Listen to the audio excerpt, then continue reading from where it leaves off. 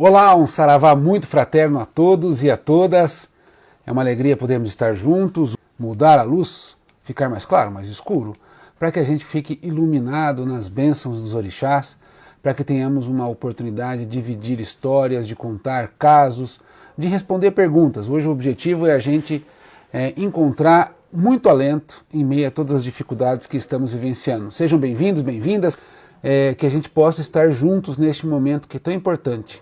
O momento que a gente está passando dificuldades, o momento em que a gente precisa estar próximos uns dos outros e a gente conversar sobre casos. A Karen, filha do Pai Lennon, fez a pergunta: por que eu estou usando esse aparato? Ela diz: aparato é isso, né?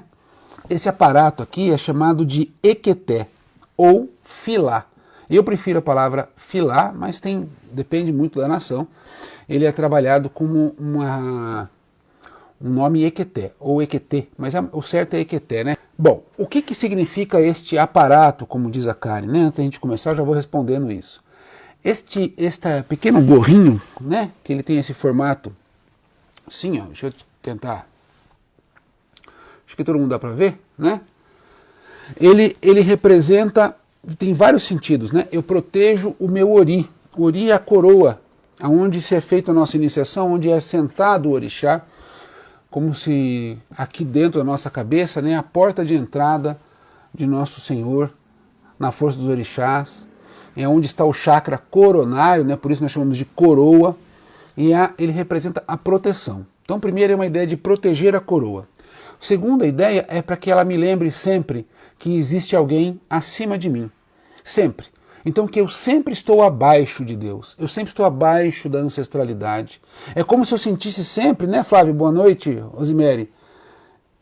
Como se alguém tivesse pôr na mão, eu sei que eu estou abaixo, eu estou ficando baixo, eu estou aqui baixinho, pai, tá? É para eu não esquecer nunca que eu sou servo de Deus. Servo porque eu estou abaixo do que representa o divino. O divino me cobre, o divino ilumina a minha coroa. Então ele tem o sentido de me lembrar, né, através da tradição, que eu estou abaixo de Deus, abaixo dos orixás, no sentido de hierarquia, no sentido de sob a proteção dos orixás, sob a proteção de Deus e dos ancestrais. Eu uso às vezes, não uso sempre, né, porque eu sempre estou em lugar fechado quando você me vê. Em geral, eu tenho saído com o equeté ou filá, né, eu saio de filá, saio de guia, de proteção, porque é uma maneira também das pessoas identificarem a Umbanda no seu dia a dia. E eu vou falar um pouco sobre isso hoje, viu, Karen? Vou falar sobre esse desafio de estarmos na luta todos os dias contra o preconceito. Tá bom? Já vou falar outra resposta. Oi, Patrícia, um beijo a você, a Mônica. Oi, Camila, minha filha. Oi, Ana Lúcia, que bom ter vocês. Oi, filha Fabiola, Xé, Camila, Vanessa. Um cunho zambi a todos e a todas.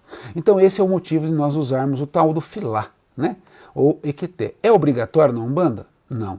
Existem algumas escolas da Umbanda, ou algumas Umbandas, como a Umbanda, da Umbanda Sagrada, por exemplo, eles usam um filá dourado. Eles são chamados em São Paulo de os cabeça de ouro, né? Ou a cabeça dourada. Então eles usam por obrigação um filá ou um ojá. O ojá é o que serve na cabeça das mulheres e o filá na cabeça dos homens. Dourado, ou ele tem uma aparência de ouro, tá? É onde eles podem usar. Eu sigo essa recomendação do Pai Tobias de Guiné, que em 2000 e... agora não me falha um pouco a memória da época, se foi 2016 ou 2017, ele pede para que eu comece a usar diariamente. Para me lembrar do que eu acabei de dizer para Karen, né, da importância de Deus sobre a nossa cabeça, a nossa coroa, e outro para que pudesse haver identificação dos axés. Né, Andeide, que bom vê-la. Boa noite, Francisca. Boa noite, Juliana.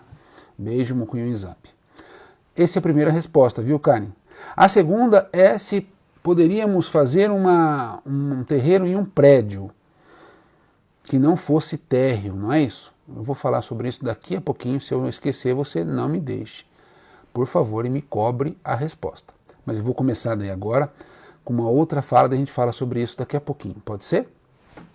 Gente, boa noite mais uma vez, um saravá muito fraterno, que bom podermos estar juntos na sexta-feira. E hoje eu vou lançar mão de uma ideia que eu queria ver com vocês, se vocês falem aí para mim com o coração aberto, né? Se vocês concordam ou não concordam. As nossas lives, eu tenho tentado mesclar elas sobre diversos formatos, diversas conversas, mas eu tenho percebido que nós estamos vivendo momentos de tamanha tensão que é preciso em algum tempo da nossa jornada termos um refresco, né? Um alívio. Alívio sem pensar nas mortes que estão acontecendo, não que a gente vai esquecer, ou que a gente vai ser alienado, de jeito nenhum. Mas é um momento em que a gente vai recuperar as nossas forças para que possamos continuar esta luta tão importante pela reconstrução de uma nova sociedade. E para isso eu gostaria de fazer pelo menos uma vez no mês, na nossa sexta-feira, uma conversa regrada sobre histórias, contos, causos. Conversar um pouco sobre história da nossa ancestralidade, né? História dos mais antigos. História, por exemplo, de que os pretos velhos nos contam, os caboclos nos contam. Pode ser uma história que eu escutei e eu vou transmitir para vocês da forma com que eu escutei, que foi um pai de santo, uma mãe de santo que me contou. Uma história que aconteceu comigo, e a maioria delas serão histórias que aconteceram comigo, mas no sentido da gente poder, ao mesmo tempo, rir, perceber que nós acontecemos coisas parecidas conosco, percebermos que Deus nos coloca o axé todos os dias. Mas a ideia é termos uma parte mais cultural, mais lúdica, mais intimista, eu diria, né? Porque eu vou abrir a caixa de ferramenta, como diz, vou contar histórias que talvez não pudesse contar para todo mundo.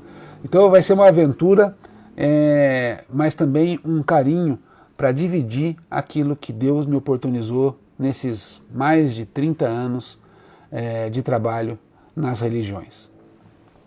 Seu Neumi, boa noite, que bom vê-lo aqui. Estou com muitas saudades, viu, seu Neumi? Axé. Seu Neumi, que tem muita história para contar, né?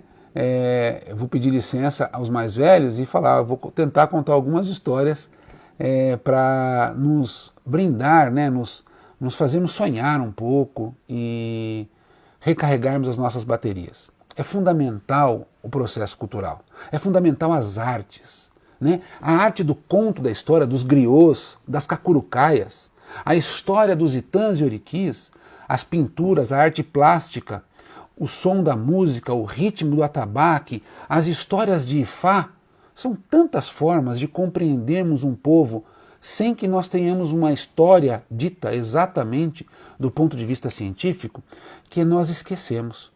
Nós somos formados hoje pelas músicas que nós escutamos, pelos filmes que nós assistimos, pelas peças de teatro que rimos, que choramos, não é? Quantas vezes um quadro, uma escultura não mudou a tua percepção da realidade?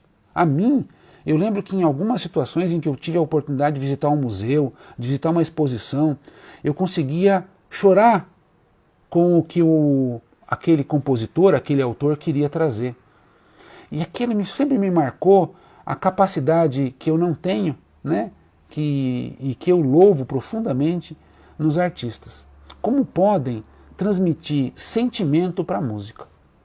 Se você escuta as 4 estações de Vivaldi, por exemplo, como é que podemos entender o outono, depois você escuta o inverno, você sabe que está vindo o inverno, você sabe que é a primavera, você sabe que é o verão. Quantos poemas traduziram as minhas dores de amor, os meus encontros de amor? Quantos poemas não mostraram a mim uma outra forma de entender a vida? Então são várias formas de entender e compreender o mundo, e uma dessas sextas-feiras por mês, a minha ideia é que a gente faça isso através da única maneira que eu posso, né, além de algumas músicas que eu vou tentar arranhar, porque é uma tristeza, né, como todo mundo sabe, é falar um pouco sobre as histórias que nos contam, um conto de história, um griot que tenta surgir. Mãe Fátima, sua bênção, boa noite, Motumbá, Mucunhu Nzambi. Tudo bem, Silvia? Seja bem-vinda. A Muriel também chegando, fico muito feliz, o Paulo, a Maria de Fátima e a minha filha querida Marli. É muito bom estarmos juntos, né? Muito bom, graças a Deus. Então, gente, depois, se vocês quiserem e puderem, eu gostaria de saber a opinião de vocês sobre a gente fazer isso, tá bom? A Lu está dizendo assim, Mucunhu Pai Caetano e todos os pais de santo, Axé, Saravá, Mucunhu Nzambi, muito bom estarmos juntos. Tá bom? Então, vamos começar com essa proposta, depois vocês vão contando ao longo da live se vale a pena ou não. E também eu vou lançar aí um convite, né?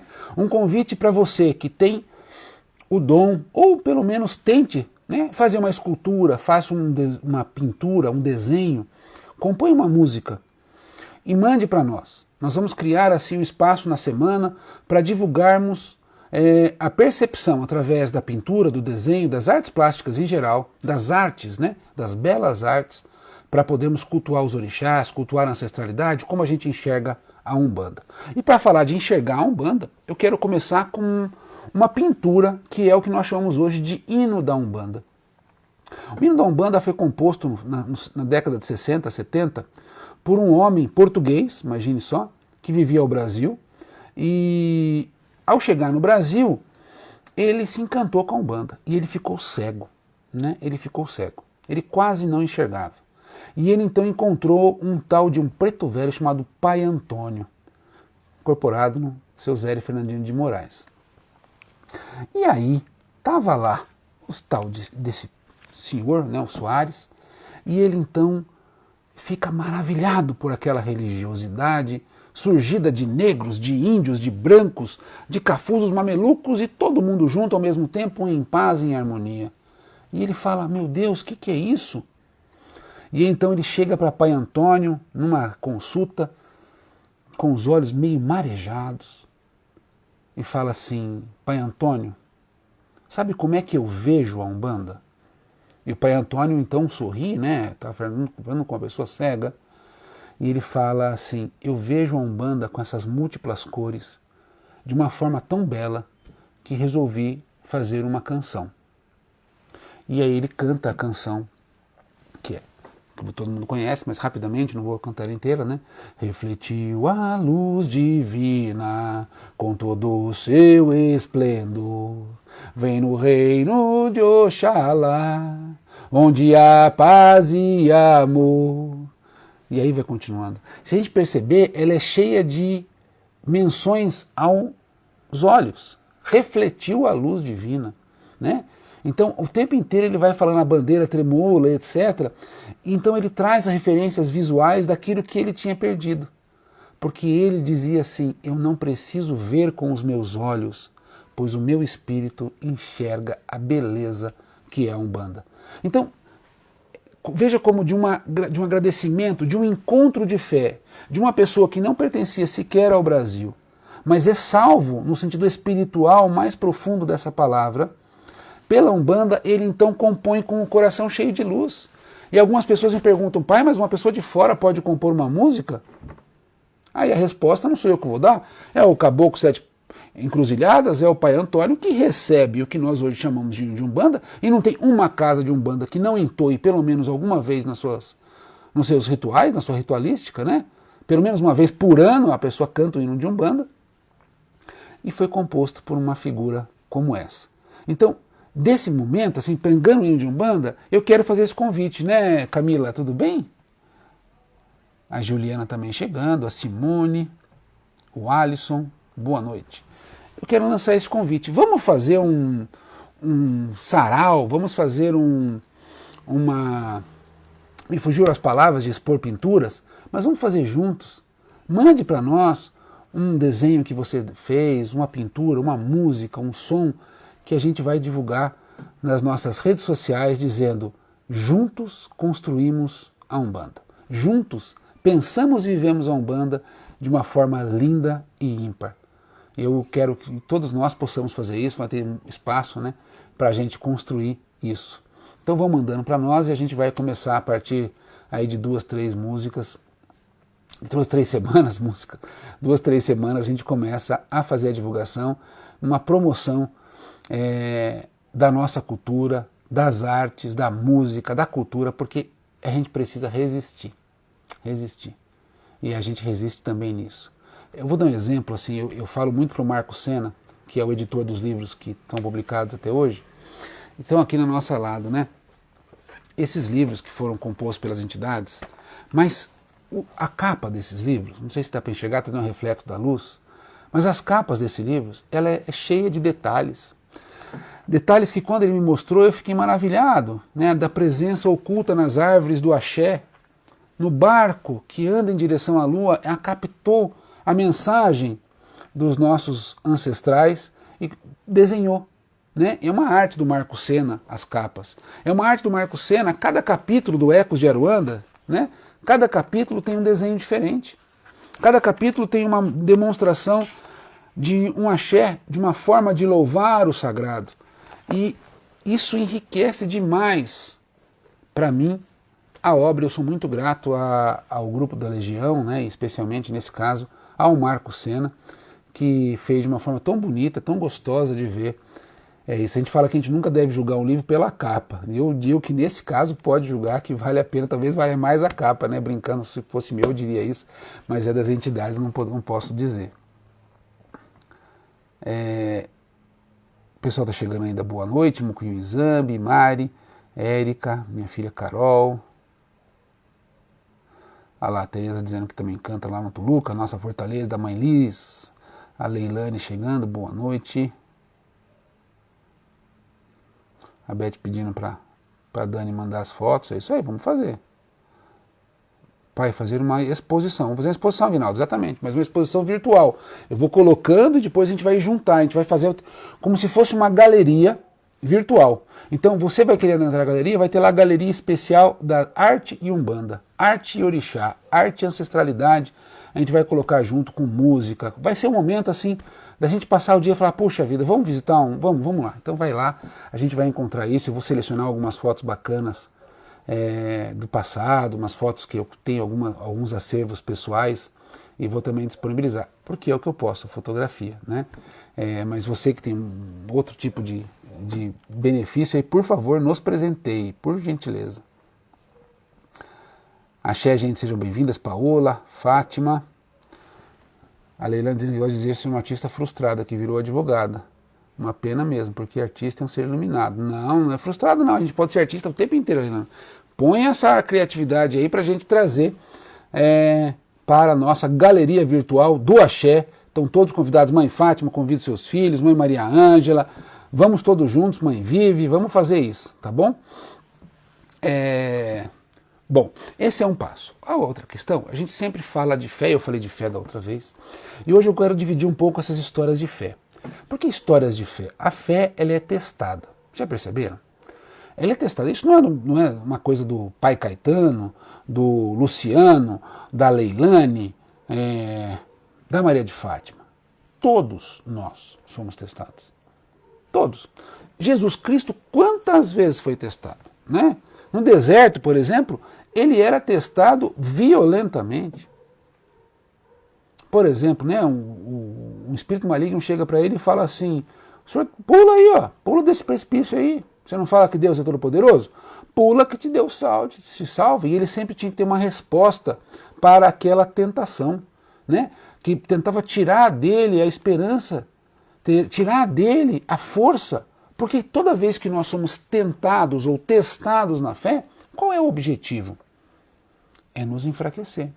É nos desempoderar, não sei se existe essa palavra, mas é nos desempoderar, nos afastar do caminho. E às vezes é duro enfrentarmos a prova de fé.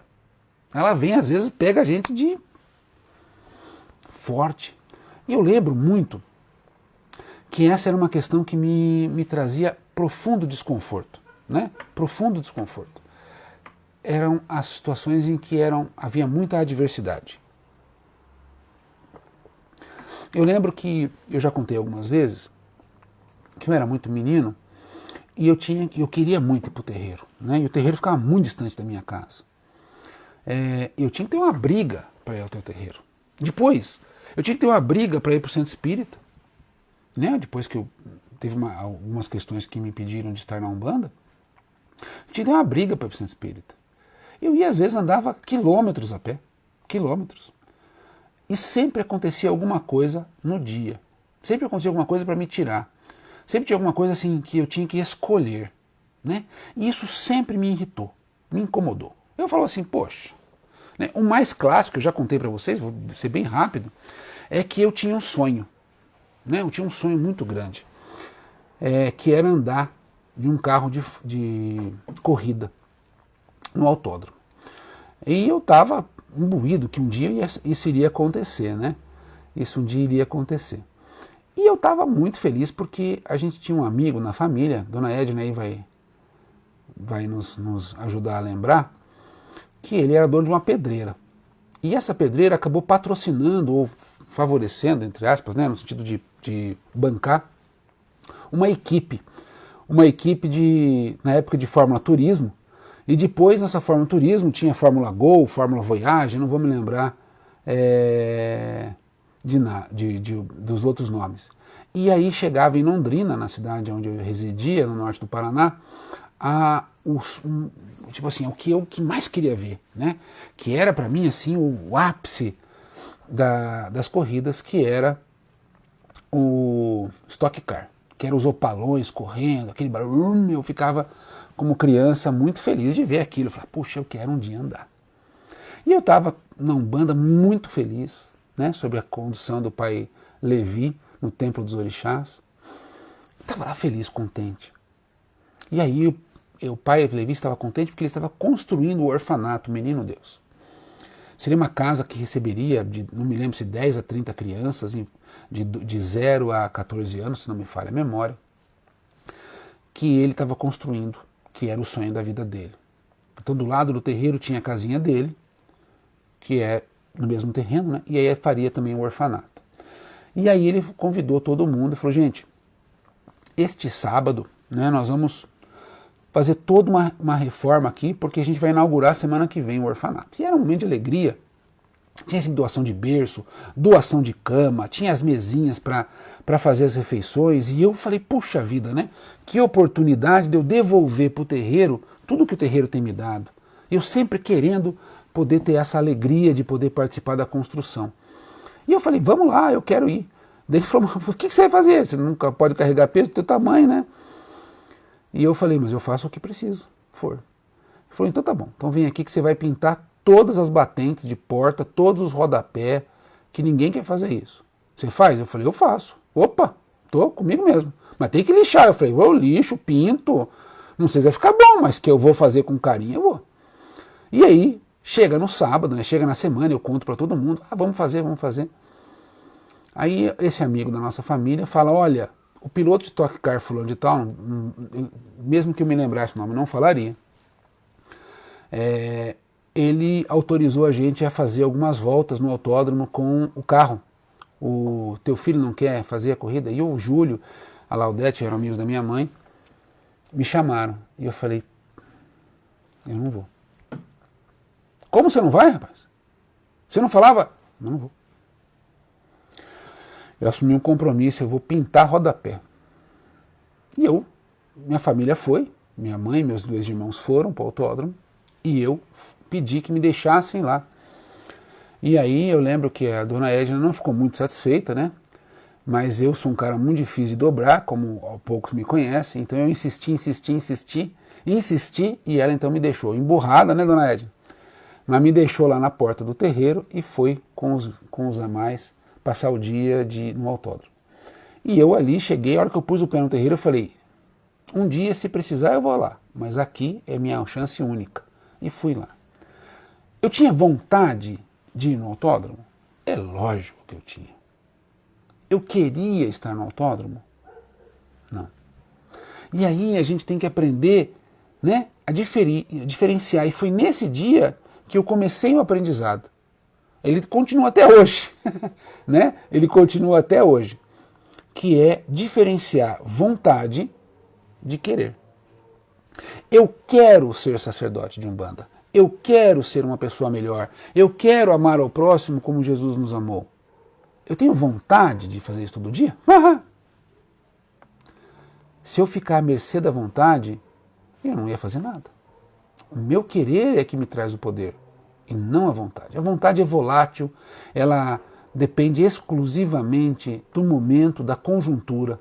E o querer faz parte do meu eixo, da minha estrutura de ser. Então eu quero me iluminar, eu quero que o mundo seja diferente.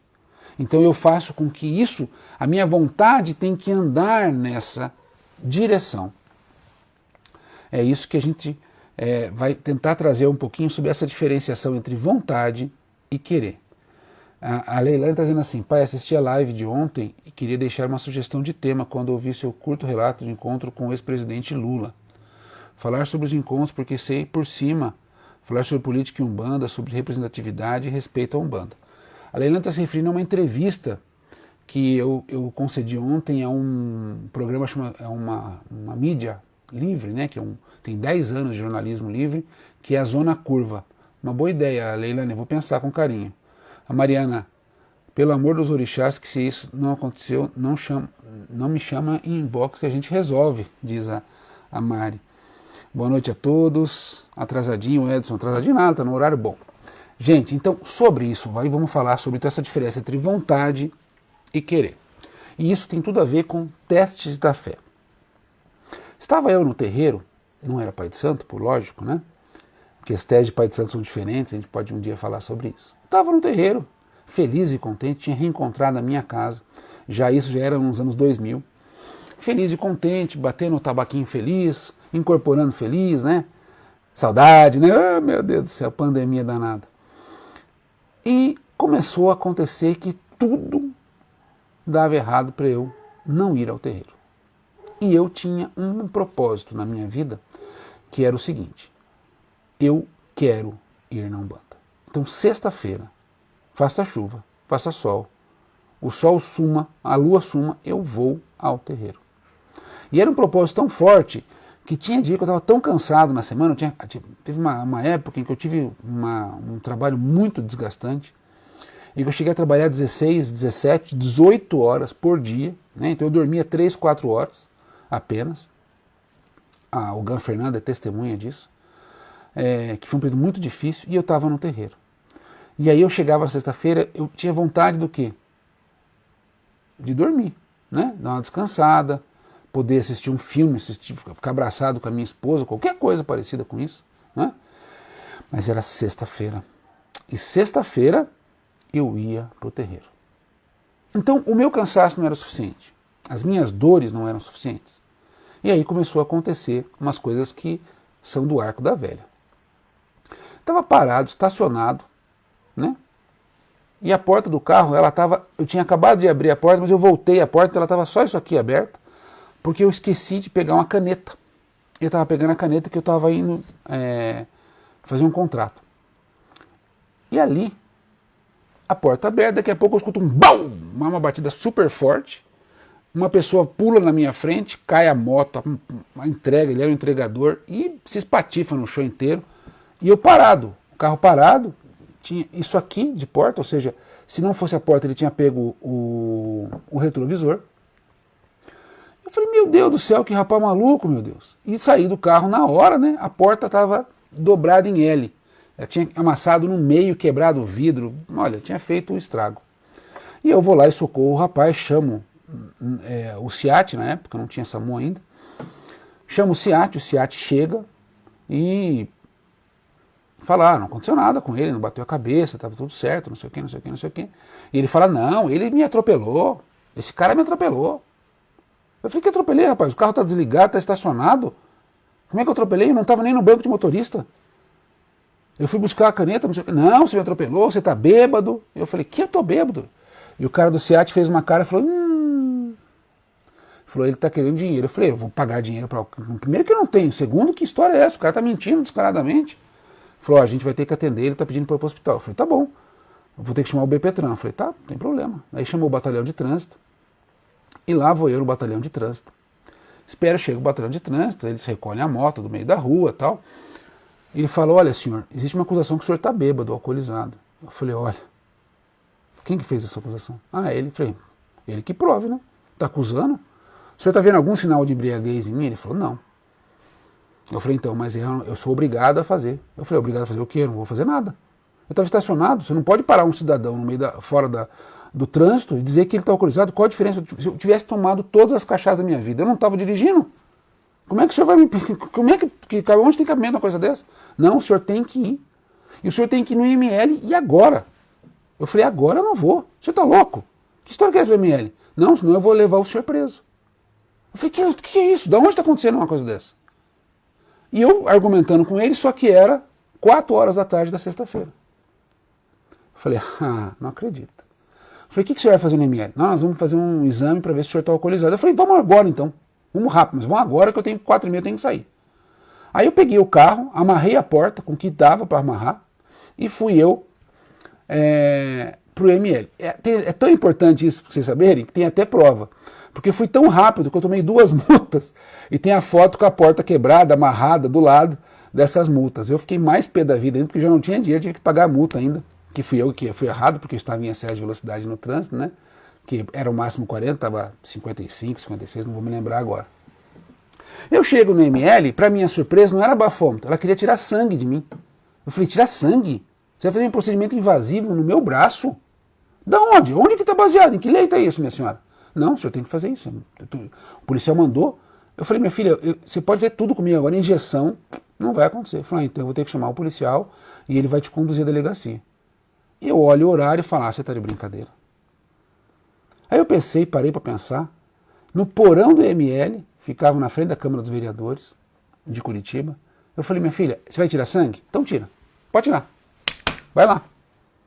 Aí ela tirou o sangue, falou, o resultado vem, sei lá, 3, 4 dias, 5 dias. Eu falei, tá bom, é só isso, só isso. Catei o carro, fui na minha casa, né, troquei de roupa, tomei um banho de descarrego, catei o carro quebrado, né, sem janela, sem porta, do jeito que estava. Fui pro terreiro. Cheguei atrasado para mim, né, a gira começava 8 horas, eu sempre chegava muito cedo. Cheguei 7h30, tava pé da cara porque cheguei atrasado para mim, porque para mim o terreiro tem que ser bem antes, pra gente poder se acalmar e tudo mais. Cheguei para a pessoa que guardava os carros, pedi, olha, por favor, meu carro tá sem janela, sem porta. Ele riu e falou assim, eu tô vendo, tá feia a coisa, hein? Eu falei, tá feia, mas me trouxe aqui, eu sou grato a isso. Então ele viu e eu fui pra gira. Parece uma história absurda, né? Então, pega, por exemplo, pedir pra Leilane, já viu alguém ser obrigado a tirar sangue no ML? Isso em, sei lá, 2002, 2003, não vou me lembrar direito. Mas eu fiz porque eu aceitei a injeção porque eu queria estar no axé. Eu queria estar lá. Eu tive vontade, quem me conhece sabe exatamente de vontade nenhuma que eu tinha, né? Eu queria era, fugir daquele espaço. Eu falei, mas isso aí tá de sacanagem comigo, isso tá de brincadeira, eu não vou.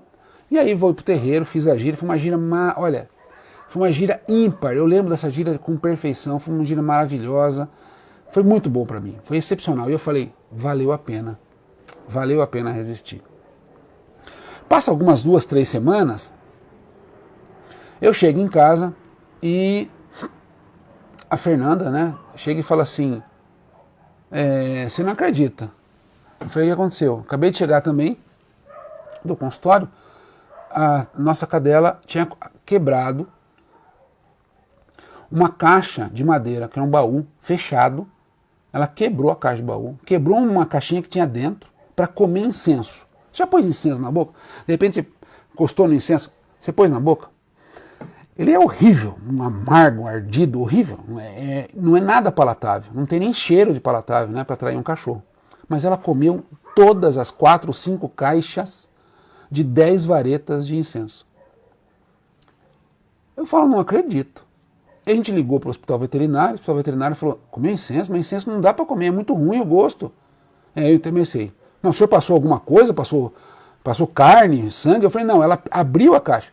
Olha, nunca ouvi falar, deixa eu passar para outra pessoa. E falou, olha, existem alguns componentes que são tóxicos, o senhor tem que trazer imediatamente a cachorra para cá. Eu olhei para a Fernanda e falei, a gente falta, sei lá, 2 horas para a gira, a gente vai para a gira. Pode pôr branco, a gente vai para a gira. Não, vamos para a gira. Cheguei no hospital veterinário e falei assim, contei a história, falaram, vai ter que fazer uma lavagem gástrica, vai ter que dar carvão ativado, vai ter que ficar sob supressão. Eu falei, não tem problema, eu sou sacerdote, né? Sou filho de santo de um terreiro e eu preciso fazer. E vai ficar umas 5, 6 horas. Ela falou, não, pode ficar tranquilo que a hora que o senhor voltar de madrugada, o senhor pode passar aqui e pegar. E nós fomos para a gira, fizemos a gira, né? Uma gira forte. Voltamos de madrugada para pegar a nossa Tequinha querida, que tinha comido incenso. Aí você pensa, tem ou não tem a mão de um quiumba aí, né? Tinha a mãozinha lá, né? Para nos incomodar, para nos atrapalhar. Deixa eu só ler aqui, eu já continuo. A última gira que tivemos deu tudo errado e eu cheguei depois do intervalo. Eu sabia que não poderia faltar. Essa não podia faltar, né, Gil? Essa não dava mesmo. Salve, pai Fernando, tudo bem? Axé, Mucuyu Zambi, muita luz, obrigado pela sua presença, que Ogum nos abençoe sempre e parabéns para o senhor, né?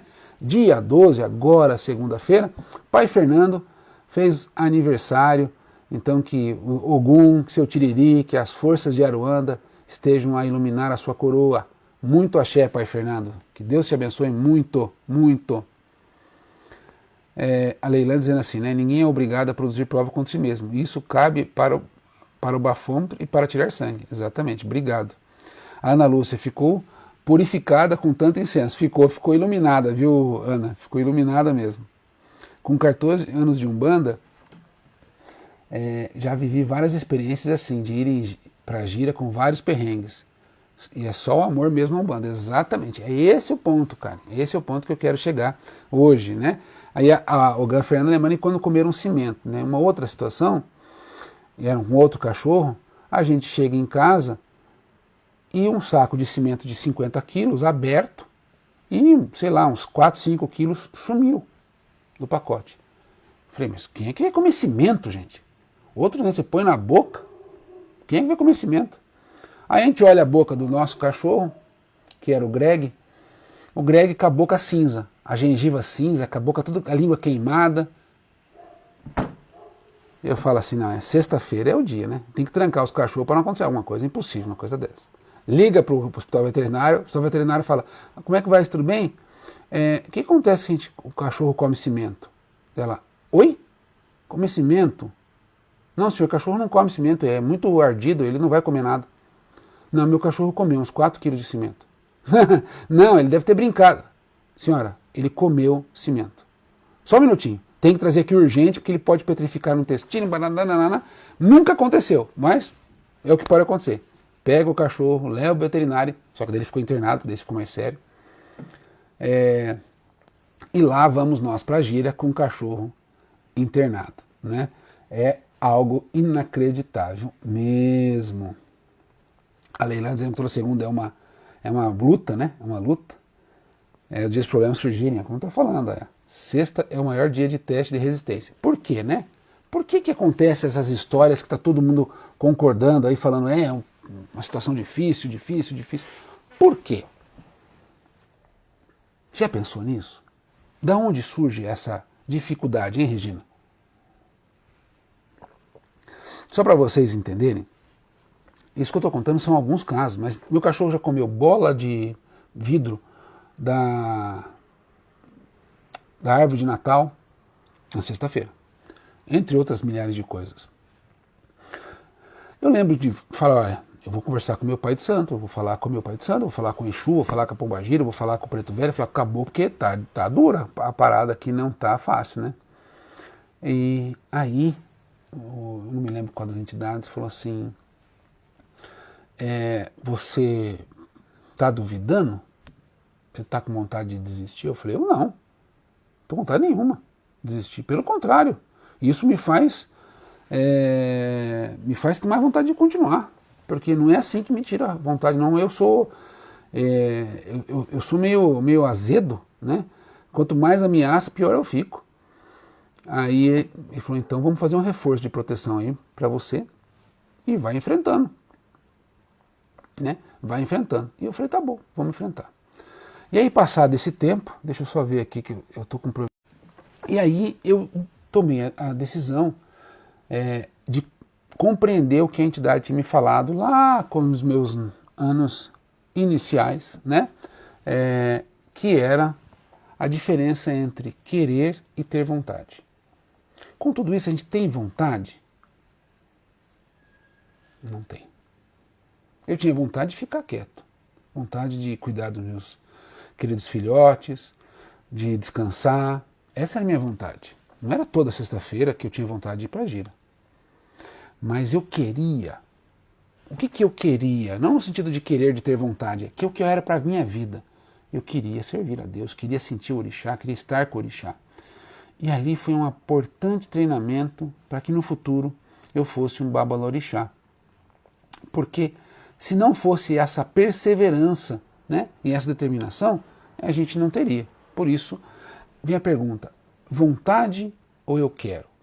Para a gente poder tentar traduzir fora da fé, eu vou dar um exemplo que não acontece como acontece na fé comigo, que é, por exemplo, quando eu tenho que fazer uma dieta alimentar. Então, há um tempo atrás, há 1 ano e meio atrás, 2 anos atrás, eu passei por uma doença severa do pâncreas, do fígado e da vesícula biliar. E aí, todos os alimentos possíveis e imagináveis que você come, eu não podia comer. Eu podia comer tão poucos alimentos que eu tinha que levar sempre um tapoerzinho com uma fruta, alguma coisa que não tinha opção para mim. Em qualquer lugar que a gente ia em viagem, pessoal que viajava comigo para ir para Londrina tocar gira, sabe que eu levava lá umas coisinhas e eu chegava no lugar e tinha que pedir para que ele esquentasse às vezes para comer, porque não tinha opção da minha comida.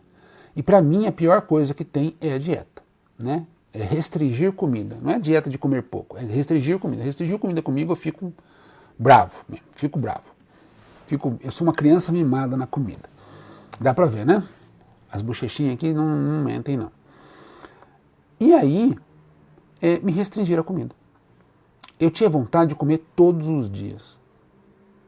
Tinha muita vontade. Por exemplo, uma coisa que eu não posso mais comer é trigo, né? Não posso comer um pão francês com manteiga e um copo de café, aqueles copinhos americanos de café. Eu tenho a maior paixão do mundo para fazer isso, né? Vou até pegar um gole de café aqui, porque agora me deu vontade. Então eu não podia comer um pãozinho francês, sabe? Na beira da padaria, hoje eu não poderia fazer isso, mas na beira da padaria, eu não podia fazer. Não podia comer pipoca. Eu tinha vontade todo dia de fazer isso. Agora eu queria fazer aquilo, e esse foi o segredo da minha recuperação, porque eu não queria. Porque a dor foi tamanha que eu não queria comer. E ali, você veja, com tantos anos apanhando da fé, eu não tinha entendido a profundidade do querer e da vontade. Então agora, toda vez que eu tenho que fazer alguma coisa, eu tento transformar o ter em querer. Eu quero fazer isso. Isso é importante para mim, eu quero. E aí tento fazer com que as coisas possam andar nesse sentido. Então a gente passa na padaria, né? Por exemplo, você está caminhando, passa uma padaria, viu lá uma comida que você gosta, um bolo que você gosta, algum sanduíche que você quer. Você olha para ele, você tem uma vontade impossível de comer, mas você não pode, então você fala, eu não quero. O querer nosso é o que nos destina ao caminho. Nós estamos no controle da embarcação quando o nosso querer é mais forte. Quando a gente está na mercê das vontades, as paixões falam alto. As paixões da terra, os prazeres sensoriais falam mais alto do que a verdade do Espírito. Então, esse é o objetivo da nossa reflexão. Eu vou ler um pouquinho os comentários e eu já volto a falar. Né? A mãe Fátima também dando parabéns. Aquele dizendo barbaridade, que os cachorros se superaram. Se soubesse metade da história que ele olha. A gente tinha um cartão fidelidade completo no hospital veterinário. Graças a Deus isso tende a diminuir nos anos, porque o dinheiro também diminuiu muito, né? Então, para testar a nossa fé, certeza. O Hélio dizendo assim, pai, no dia do nosso amacio, estou com o carro carregado de ervas e flores indo buscar a Laiane. Paro no posto e o carro não liga mais. Fui a pé algumas quadras atrás de mecânico, ele chega, simplesmente bate a partida e o carro pega. Foi um quiumba o livramento, Exu, para que a gente chegasse. Chegou, é importante, né? Fez uma assim, graças a Deus. A Leila dizendo, gira de comemoração de 9 anos da mãe vive, eu fui pro terreiro sem guia, sem bate-cabeça, eu lembro. Detalhe que o terreiro é 50 km da minha casa. Lá vai meu pai levar minhas coisas. Já aconteceu em tudo comigo também. A pessoa dando testemunho aí, maravilha, né? Pai Fernando, obrigado pelo carinho, axé, já passei por isso de não querer ir para as giras. Vou ou não vou, arrumo o branco, guardo o branco, mas como sou filho de algum, temo, e como sempre nunca faltei gira por esse motivo. Já cheguei atrasado, mas nunca faltei. Isso quando era orelha seca, como meu pai de santo nos chamava. Ele dizia que era o modo carinhoso quando os médios começam a frequentar o terreiro. É isso aí, ó, graças a Deus. A Cleusa já bati o carro, de ir para gira, só dando os materiais. Conversei com a pessoa, resolveria no sábado. É coisa boa, né, gente? Você vê que loucura? Meu cachorro tem problemas com sapo, diz o Jean. Não pode ver sapos, ele mata, depois fica passando mal. Tem carvão ativado, já tá em casa o carvão ativado, né? Ó, o Johnny dizendo, no dia do trabalho é muito importante o vigiar e orar, com certeza, pois as demandas vêm mesmo. Chegar antes para se preparar com respeito com os guias, exatamente, Johnny. Axé, isso mesmo, saravá. Saravá, né?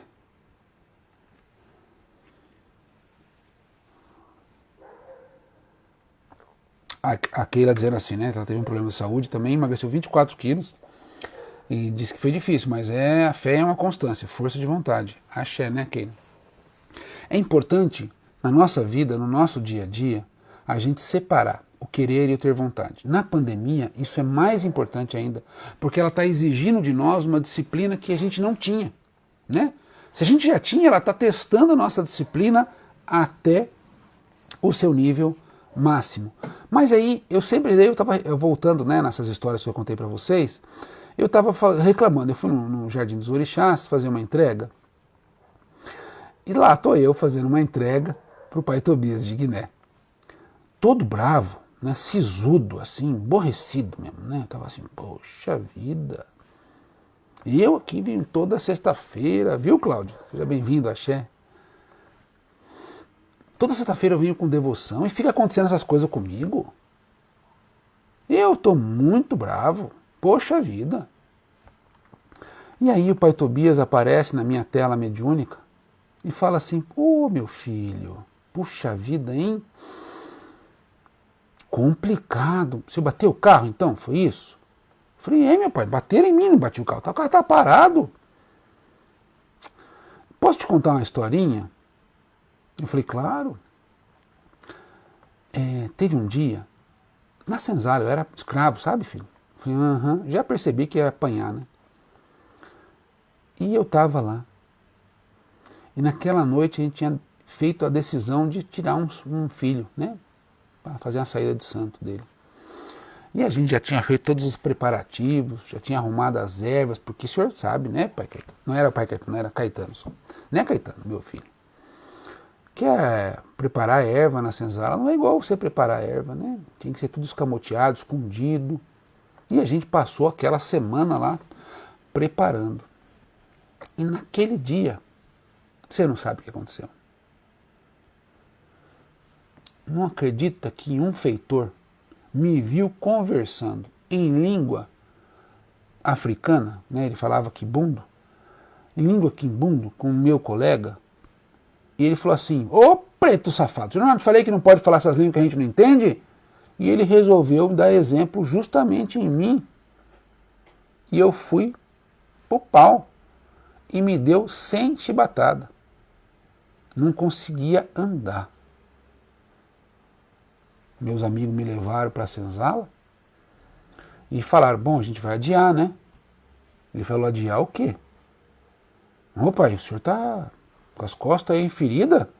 Ele falou, as costas tá, a alma não. Pode preparar que nós vai trabalhar. Mas pai, o santo não pode esperar, menino. O santo não pode esperar. Se você esperar, amanhã, ao invés de me bater, eles me matam.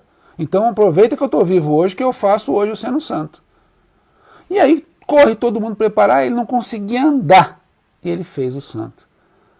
Daí ele falou, pois é, cada um com as suas dificuldades de fé, né, Caetano? Daí eu comecei a chorar, feito um bebê, né, de vergonha, e fala assim, meu pai, o senhor faz isso para carregar a gente, né? Não dá uma coisa dessa, né? E aí eu falo assim, vamos embora, né? Vamos trabalhar na Axé. E aquele dia eu falei com a Fernanda, né? Que é minha esposa e era também minha esposa na época. Falei, ó, vai acontecer coisa, mas a gente vai fazer. Porque se o pai Tobias foi na chibata, nós sem chibata também vamos ter que ir, não tem escolha. E as coisas foram começando a se destravar. Já viram que não ia dar certo e pularam para outro tipo, que foi tipo de trabalho, um dia a gente pode contar nisso. Mas eu queria contar essa história do pai Tobias e perguntar, vocês imaginam se eles desistem de fazer axé por causa das condições? Porque alguém brigou com eles? Quantas vezes de nós deixamos de ir para uma gira, e não é o meu caso, né? Mas quantas pessoas deixaram de ir para uma gira porque teve uma discussão no trabalho, uma briga de trânsito, uma briga do namorado, da namorada, do companheiro, da companheira? As histórias dos nossos ancestrais nos mostram que a gente tem capacidade de vencer e vencer muito. E essas histórias de fé fazem com que a gente faça um repensar agora na pandemia. O pai Tobias sempre me falou assim, filho, você sabe que eu já passei a ficar dentro do castigo, que ele chama de castigo, um lugar onde ficava só uma gaiolinha, né?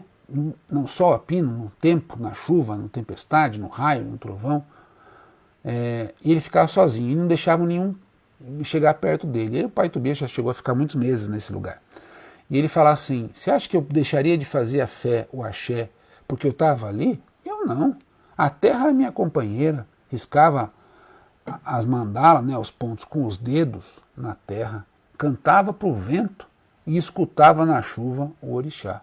Exu nunca me desacompanhou, trazia mensagens de Deus aonde quer que eu estava. Às vezes, a vida nos impede, meu filho, de exercer a fé como a gente queria ou como a gente gostaria. Mas, na verdade, ela está nos ensinando que não existe condição nenhuma para que a gente não possa ter fé. Porque se está difícil, imagina se você não tivesse fé. A fé não é sua companheira, ela é um curativo, um alento, uma muleta. A fé me tirava da solidão do castigo, me cobria no frio da noite e me abanava no calor do dia. Por isso, meu filho, aconteça o que acontecer, não desista de ter fé. E isso, para mim, é muito marcante nas histórias dos nossos ancestrais, né? Tem uma cena icônica que eu adoro o modo de dizer porque ele é muito triste, né? Que é uma história, uma cena que foi filmada, inclusive, numa novela e num seriado da Rede Globo, em que tem um negro escravizado, em que ele está sendo condenado por feitiçaria, né? O padre diz que ele era um bruxo, etc. E ele, na verdade, ele era um sacerdote do culto a Xangô. E aí ele vai lá, está pronto para ser posto na fogueira, né? Fogueira de Xangô ainda não tem nada a ver com fogueira. Ele está na fogueira lá e o padre fala, se arrependa dos seus pecados, que Deus te salve. E ele, você não me tira aquilo que me dá a vida. Você me mata o corpo, mas minha alma pertence a Xangô. Caô, cabecilê! E ele gritava, caô, e o fogo ardia. Ele gritava e o fogo ardia. Ele gritava e o fogo ardia. É uma cena que a gente talvez não falasse, talvez a gente tivesse medo, desespero, podia desistir. Então, quando nós estamos neste momento da pandemia, eu fico me pensando como nós somos acostumados a não lutar pelas nossas coisas, pelos nossos saberes, pela nossa cultura. E é por isso a ideia das artes. Porque mesmo assim a gente vai mostrar que a gente pode produzir beleza na dificuldade, amor na tristeza. E é isso que a gente vai propor, né? Aí eu vou só dar uma lida aqui nos comentários, já voltamos daí. Nossa cachorrinha, depois de 14 anos, morreu bem no dia da gira. Fomos à gira e o acolhimento dos guias dos irmãos foi maravilhoso. Ó, que maravilha, né? Eu já fui a 10 km literalmente na Fagundes Varela, às 19 horas, com uma fila enorme de carro atrás, me buzinando. Era o mínimo que... Santa era o mínimo que me chamava. Na hora de ir embora, o carro pegou sem problemas. Fui embora bem de boa. Mas quase fundi meu motor. Aí, ó, tá vendo? Ai, ai, ai. Todas as maravilhas e oportunidades, né? Graças a Deus. A Regina, primeira noite que entraria na gira, e eu que na época passava semanas, meses sem comer carne, comi um monte de salaminho. E não entrei, estava na maior expectativa. Mas na outra semana estava lá firme. Axé, graças a Deus, né? A Karen. Já aconteceu de pegar o Uber e o rapaz dizer que não levaria também, de quando ainda tínhamos carro. E morávamos em Pinhais e frequentávamos um terreiro em Santa Felicidade. Paramos no Big Boa Vista e nada do carro pegar. E vai lá nós de branco empurrar a Paraty no estacionamento. E a Paraty tinha um adesivo enorme dizendo, Exu que me deu. Claro, Exu, né? Salve, Edna, seja bem-vinda, axé. Muito bom te ver aqui, querida. Muito axé. Ainda no terreirinho, após deixar um grande amigo internado no hospital e triste pela situação, pude ir para a gira chegando quase às 22 horas. E foi participar, foi maravilhoso. E coisa assim, né? A fé da paz de Gandhi, diz o Cláudio. O Gandhi é um outro exemplo de resistência da fé, né, Cláudio? Gandhi tinha uma ideia muito bacana, que ele falava assim, eu quero entrar na sinagoga, na mesquita, no templo, e quero rezar. Porque nós só vamos construir uma nação quando o sheik rezar junto com o monge rezar com o rabino com o padre. Porque se nós todos, os hinduístas, taoístas, zoroastristas, católicos, muçulmanos, budistas, estivermos juntos pela nação, Deus vai falar mais alto em cada religião. Eu acho isso um exemplo. Ele era hindu, né, todo mundo sabe, mas ele foi para todas as religiões que faziam parte do movimento para prestar respeito à fé alheia e dizer que uma nação não era construída de uma religião, mas era construída de um povo. E tão diversa quanto o povo seria a forma de cultuar a Deus. Então é um jeito da gente pensar que a fé, ela realmente é um processo de libertação muito importante, né?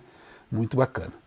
Gente, continuando rapidamente, né, pra gente, eu vou daí responder algumas perguntas, mas tem uma historinha que fala muito sobre a fé, que é uma história que aconteceu comigo também. Eu trabalhava, né, durante muitos anos numa comunidade extremamente católica.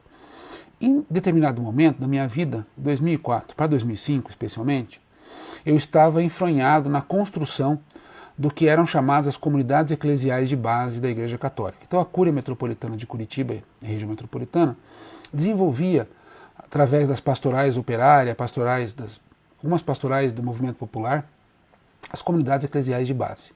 E eu estava numa missão de fortalecer as comunidades eclesiais de base, mesmo eu não sendo católico, né? Eu era um bandista já fazia muitos anos.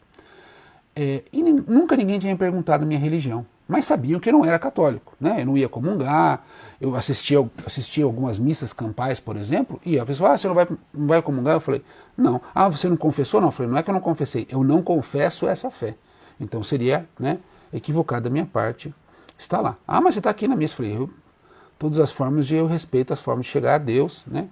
E eu fui lá, não porque era por isso mesmo, vou confessar para vocês, porque eu não tinha opção, porque eu não queria estar naquela missa, mas eu não tinha opção, então eu fui em respeito, tive respeito, fiz as coisas em respeito ao padre e a todos que lá estavam. Mas chegou um determinado momento, e eu estava no ápice desse exercício, desse movimento, e estava muito próximo de alguns padres, de alguns tesoureiros, missionários, diáconos, né, ministro da Eucaristia, enfim, freira, até um grupamento de sacerdotes, sacerdotisa da Igreja Católica. E eu, então, tomo decisão de ser pai de santo.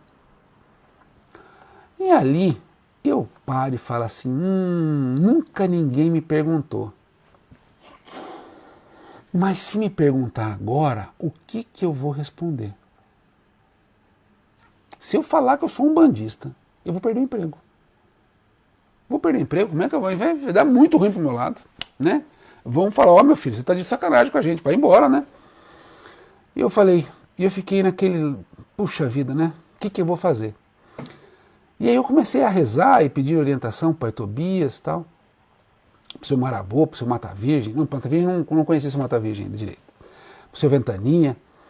E aí o pai Tobias se apresenta e fala assim, filho, posso te levar para uma pequena viagem? Eu falei, opa, claro meu pai, maravilhoso, né, excelente e tal. E aí eu fui. Um lugar, parecia uns paralelepípedos no chão, uns muros meio altos, de pedra. E eu acho aquilo estranho. Viu, professor Cláudio? Adivinha onde ele me coloca? Do lado de um coliseu. Não o Coliseu de Roma, porque não era Roma, eu posso garantir, mas eram as réplicas do Coliseu que viam pela Europa inteira. E lá eu me aproximo de uma figura maternal, uma mãe muito nova, não devia ter 20 anos ainda, com um bebê nascido no seu braço e uma criança de 2 anos aproximadamente aos seus pés.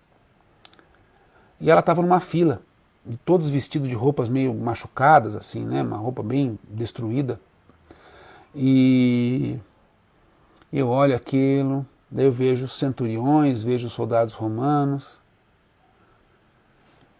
E aí na porta desta arena, eles colocavam um crucifixo com a imagem de Jesus no chão, e a pessoa tinha que cuspir e pisar. Quem cuspia e pisava, ia para um lado. Quem não cuspia e pisava, ia para o outro. E eu olhando aquela cena, né, ia para um lado e para o outro. E aquela senhora, então ela se recusa e ela vai com os 2 filhos para o lado esquerdo, né? E eu acompanho aquela senhora, imagino que era para seguir, eu estou acompanhando aquela senhora. E então eles são colocados, vários grupos, né? São colocados no meio da arena. E leões, literalmente leões e leoas famintas, mas extremamente famintas e ferozes, eram soltas. E eles devoravam aquelas pessoas. Uma cena horrível, desesperadora, que eu nunca desejo que ninguém possa enxergar algo tão absurdamente cruel e desumano. Ela, naquela hora, com o filhinho no colo, hein, reza e fala: Jesus, entrego a minha vida de minha família às suas mãos. Mas se eu negasse o Senhor, negaria a minha existência. Por isso entrego-te a minha vida e a de meus filhos. E rap, o leão comeu. Eu comecei a ficar mal, chorei, foi uma cena horrível. Aí o pai Tobias acabou a cena, me consolou e tal. Olhou para mim e falou assim: pois é, né, filho? Ainda bem que para você é só um emprego. E foi embora. Eu comecei a chorar, respirei fundo e falei: bom, nunca ninguém perguntou, não vai ser hoje que vai perguntar. E lá vou eu para uma grande reunião. Tinha uns 4 padres, tesoureiro, um monte de gente lá. Reunião. Tinha umas 40, 50 pessoas. E estou eu lá, fazendo parte da organização. De repente um padre olha para mim, assim, estava pro outro lado, assim, olha para mim e fala: ô Caetano, falando nisso, eu nunca te vi comungar. Eu nunca te vi. Qual paróquia você frequenta? Eu falei: nenhuma. Eu não sou católico. De que religião você é, menino? Padre, eu sou umbandista. Dele, o quê? Umbandista.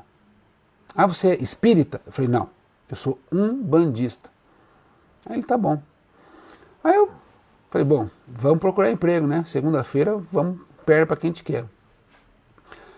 E aí eu tô lá, acabando a reunião e tal. O padre chega para mim, me aperta a mão e fala assim: interessante, hein? Você falar que é umbandista, aquela desenvoltura, você... Parabéns, eu fico feliz que a tua fé te dê força para você não negá-la. Os cristãos tiveram que fazer isso para que eu fosse padre hoje, sabia? Eu falei: é mesmo, padre? Muitos morreram e não negaram a fé. Perderam até seus filhos. Imagine uma mãe com uma criança no colo, perdia a vida, mas não negava Jesus porque ela era uma mártir. E sem esses mártires, nós não conheceríamos a história de Jesus. Fico feliz que a gente possa construir forças para termos fé nos dias de hoje. Eu fiquei assim. Daqui a pouco chega um grupo de pessoas e fala: você é um bandista? Você vai para macumba? Eu falei assim: Mas menino, como é que você me esconde uma coisa? Onde você vai? Eu estou precisando de um passe. Você não faz ideia. Daqui a pouco vem outro e fala assim: qual lugar você frequenta? Minha filha está querendo procurar um lugar e não acha, menino. Aonde é? Como é que vai chegar lá? E aí começou a aparecer um monte de gente. Não sofri nenhuma retaliação, não tive nenhum problema, pelo contrário, né? Passei depois mais alguns anos trabalhando nesse espaço, e o pai Tobias riu e disse: a fé tem que nos conduzir, porque ela enxerga até no escuro. E aí, não preciso dizer para vocês que é uma força maravilhosa da energia dos pretos velhos, né? Vamos falar a verdade. Eu vou ler só mais uns aqui, depois eu vou finalizar, né, para a gente responder as perguntas. A Karen está dizendo que trabalhava num posto e no intervalo eu corria até o terreiro só para ver as entidades em terra. Um dia deixei as meninas e fui chorando trabalhar. Quando foi no intervalo, fui no terreiro. O meu respeito e meu amor da Umbanda já foi testado de todas as formas. Graças a Deus. Continua, né, Karen? Isso que é importante.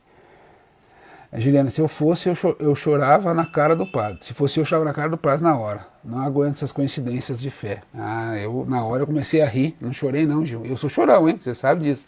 Mas na hora eu comecei a rir, eu falei: pai Tobias, o senhor está aqui mediunizando o padre, né? Pode falar, pode falar. É danado.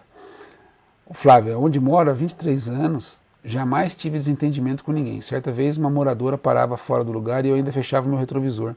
Ficava pé da vida, até parar fora. Tudo bem, mas mexer no carro, não. Eu deixei um bilhete no carro dela, resumindo. Um dia, saindo para o ex-terreiro que eu frequentava, fiquei tão cego e quando ré, olhando a margem de onde ela parou para ter certeza que estava errada, fiquei cego e dei ré e bati no retrovisor e quebrei. Saí mais pé da vida ainda. O terreiro me acalmou, voltei disposto a pedir desculpas E ela fez o mesmo, pois a faixa que ela baseava era antiga e ela não sabia. Fui disposto a pedir desculpa quando vi descendo com o bebê do carro, descobri então quem era, a Nath de Ansan, e eu que adoro a filha dela mais velha, e nos tornamos amigos. Que coisa mesmo, Flávio? Que bacana, a Nath é filha da nossa casa, e a Letícia é a filha dela. Sem saber, somos irmãos de fé. A história é mais longa, mas não quero escrever muito. Axé, coisa boa, hein? Olha que coisa engraçada, maravilhoso, maravilhoso, maravilhoso. É a força da vida, né? A força da vida. O Reinaldo Rocha dizendo assim: pai, no terreiro que eu frequento, por incrível que pareça, tem um padre que bateu no portão e pediu para conhecer a casa e continua até hoje a frequentar. Olha só, isso maravilhoso. Nós tivemos já visita de padres, pastores, no movimento espírita, de budistas, né? Eu acho isso muito bacana mesmo. Mas, gente, a ideia dessa brincadeira não é essas histórias, elas são para ilustrar, né, este ponto que eu quero chegar na nossa live de hoje. E com ela eu encerro para responder quem quiser fazer alguma pergunta. A importância de nós deixarmos a nossa vontade, a volatilidade da vontade, né, que ele é totalmente altos e baixos, altos e baixos, altos e baixos, pelo querer. Quando a gente quer, a gente consegue. E neste momento da pandemia, a fé nossa está sendo testada de todas as maneiras. E é por isso que eu resolvi contar essas histórias. Para dizer que a gente também agora vai ter uma história muito dura de contar. Né? Os nossos filhos, os nossos netos de santo, os nossos irmãos mais novos daqui a alguns anos, vão sentar e vão perguntar para você: puxa vida, como é que foi vocês enfrentarem esse tempo de pandemia? E você vai contar as histórias de superação, as histórias de encontro, de desencontro, porque é através dessas histórias, dos exemplos, né, que cada um de vocês contou, de esquecer a capa do seu meia-noite, ter que sair correndo, de esquecer as guias e pedir para alguém levar, esses momentos vão fazer com que a gente possa ilustrar de que muitas vezes, não vai ser um caminho largo, pois largo é o caminho da perdição. Vai ser um caminho estreito. E ele é cheio de teste, de problema, de desafio. Por quê? Por um lado, porque os nossos inimigos espirituais, os nossos adversários, aqueles que nos querem presos às paixões da terra, à sombra da noite, da alma, eles não querem que o espírito se ilumine ou busque iluminação, porque ele vai ecoar isso em todos os cantos e o exército dos sofredores vai diminuir. Ele quer nos presos e não libertos. E Deus é aquele que nos convida ao caminho da liberdade. Então, quando a gente vai no caminho da liberdade, sempre vão ter aqueles que não querem abrir as portas das cadeias, não querem nos dar a chave dos grilhões, querem nos manter acorrentados ao sofrimento e à dependência. Quando nós decidimos fazer isso, então essas pessoas vão nos agarrar e nos puxar. E a gente tem que falar assim: não, o meu caminho de liberdade ninguém segura. A porta da minha cadeia está na mão de Deus, está na mão de Exu. E se você quiser tirar a chave, fala com ele. Você vai arrancar a chave, fácil. Mas arranca de Deus. Essa é a minha vontade. Esse é o meu querer. E eu alinho a vontade ao querer, e aí eu tomo um impulso para frente. Mas além disso, a gente tem sempre que lembrar que tudo na Terra é aprendizado, é uma escola. E essa escola vai nos mostrando o caminho de como resistirmos. Vai formar o nosso caráter para dizer que muitas vezes vão acontecer coisas difíceis na nossa vida e a gente vai ter dois caminhos para seguir: o da revolta, indignação, né, e desdizer Deus, ou o caminho da luta e o caminho de Deus. Eu não concordei com o que aconteceu de errado comigo e vou lutar com todas as minhas forças para que isso não aconteça, mas eu não perco a minha fé, porque é o caminho que eu escolhi. E é isso que o Pai Tobias me mostrou, e eu tento fazer isso todos os dias. Eu erro, muitas vezes. Às vezes fico chateado, fico triste, e eu volto nessas histórias e penso: puxa vida, se eles já fizeram, e eles hoje estão do meu lado, é porque eu também vou fazer. Não vou fazer porque eu consigo, mas porque eu tenho muitas mãos a me empurrar nessa direção. E é esse o sentido de nós falarmos no dia de hoje. Eu vou ler aqui agora os comentários e quem quiser fazer pergunta, por favor, fique à vontade. Pai, aos domingos, quando volto do terreiro, sempre tem um vizinho que pergunta: médica? Não. Enfermeira? Também não. Um bandista. Acaba a conversa. Boa lá, ótimo essa aí. Ai, ai, ai. Cláudio diz, com 10 anos usava guias que tive que tirar na escola por ordem de professores. Uma aula de educação física estava todo cruzado com Pemba. Olha só, Cláudio, não sabia disso, conheci o preconceito em entrevista de emprego, perdi uma diarista evangélica, temos que ter tolerância. Saravá, não conhecia essa história, maravilha, não conhecia mesmo, hein? Coisa boa. Qual a dica e orientação para fortalecer a resistência e o querer, diz a Leilane.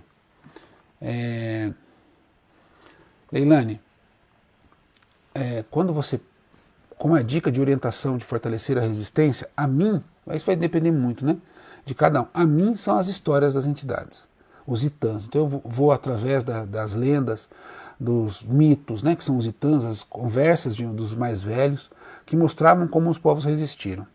Então eu canto uma música, por exemplo, né, eu estou meio cansadão assim, eu peço para Ogum, falo, Ogum e Patacori Ogum, eu trago, e eu sou Ogum, né, e o Ogum não está no meu carrego, para quem me conhece, não tem Ogum no carrego, então eu sou Ogum naquele dia, então hoje eu sou Ogum, se tá fraco, então hoje eu sou Ogum. Ogum e Patacori, eu não ando sozinho, meu pai, mas o Senhor seja minhas pernas, porque hoje eu vou chegar lá. Então eu vou fazendo através de um processo artístico-cultural, que é a forma com que eu consigo. Então uma música que me motiva, um ponto cantado, esse movimento me leva a resistir. E eu sempre penso, e aí esse é um outro lado meu, então esse é um aspecto. O outro aspecto é, por mim eu não saio de casa, por mim eu não faço nada, porque eu talvez não me valorize quanto deveria. Mas eu penso quantas pessoas irão se favorecer, ser abençoadas, protegidas pela minha ação. Então eu estou sem vontade, muita vontade. Aí eu penso, quantas pessoas deixarão de ser atendidas? Quantas pessoas deixarão de receber a vontade de Deus? Porque eu vou faltar. Não vou dizendo com pai de santo não, estou dizendo com médio de corrente, né? Ah, mas vai ter um monte de médio. Vai ter, mas alguns não vão tomar o passe do seu Ventania. Não vão tomar o passo do cigano Carlos, não iam tomar. Então eu me mostrava, tipo assim, eu tinha fraqueza, né, pessoal, eu falava assim, eu não vou por mim, eu vou por todos. E aí eu falava assim, eu não aguento, mas eu vou pelos próximos. E aí a gente construía este caminho desta forma, tá bom? É assim são as duas maneiras que eu faço, Leilane. A casa é divertido ver as pessoas que têm medo de ir na macumba, mas que na hora do desespero correm pedir socorro. E isso é, vixe Maria, né? Isso é a coisa maravilhosa. O Cláudio dizendo assim, sei de um padre que era da corrente, discretamente. Tivemos um padre no Nordeste que recebia na missa Frei Fabiano de Cristo, que dava passe na missa e dava consulta. Genial. Eu não conhecia, essa história do Frei eu não conhecia não. Maravilhoso, hein? Coisa linda, coisa maravilhosa, linda demais. Linda demais mesmo. A Maria, eu em casa amo ouvir ponto limpando a casa e um dia o funcionário do condomínio bateu na porta perguntando se eu fazia benzimento. Olha a coisa mais linda. Viu? As pessoas vão nos encontrando, gente. Axé. O Eduardo dizendo assim, sobre as religiões, sobre as diversidades das religiões, o seu Xumarabô um dia nos falou que podemos comparar as diversas religiões com pedaços de uma mesma pizza, onde as bordas são o mundo terreno e o centro está Deus. Então conclui a nós que quanto mais próximo do divino, mais próximas e unidas estão as religiões. Que legal, olha, maravilha, hein? Axé, seu Marabô, Laroê, Xu. Laroê, meu pai. A Lu dizendo assim, opa, fugiu aqui. A Lu dizendo assim, eu tenho um funcionário que é pastor. Indiferente da religião, a gente se respeita e se entende. Graças a Deus, eu fico muito feliz com isso. Muito feliz mesmo. Mas já perdi cuidadoras dos meus filhos por ser um bandista. O Flávio, temos que tirar o D da frente da palavra e trocar por in. Ou seja, em vez de desistir, insistir. Né? Gratidão, axé, eu agradeço. O Cláudio está perguntando, haverá uma grande limpeza astral amanhã? Cláudio, não estou por dentro dessa fase, não. Eu, pelo menos, não fui informado, digamos assim, não que isso não possa estar acontecendo, né? Eu simplesmente não senti nada. Eu estive hoje no terreiro durante umas 8 horas, 9 horas, eu estive no terreiro hoje para fazer alguns trabalhos apesar da minha atenção estar voltada para que eles estão pedindo ajuda, né, por causa da doença e uma série de questões, eu não senti nada. O que eu estou sentindo muito, Cláudio, é que nós vamos passar por um processo muito, muito difícil nos próximos dias. E eu estou percebendo que a gente vai precisar ter muito unido, porque, ao que me parece, a gente vai enfrentar algumas dificuldades aí. Depois, se quiser colocar a questão da limpeza astral, eu te agradeço. A Luz dizendo assim, eu pensava em como eu estava mal quando cheguei no terreiro. O medo de voltar a ficar mal me fez continuar. Olha só, legal. Minha força ainda é muito egoísta, mas por enquanto é o que me move. O importante é a gente estar em movimento, né, Lu? O importante é a gente estar em movimento. Gente, uma aguinha, né, para nós nos tomarmos aí. Eu vou falar assim, segunda-feira, dia 19, eu vou fazer uma live de novo, né, no terreiro do Pai Felipe Brasil. O Pai Felipe Brasil é um pai de santo de Maricá, no norte do Rio de Janeiro. Na verdade, região metropolitana do Rio, né, fica bem próximo de Niterói.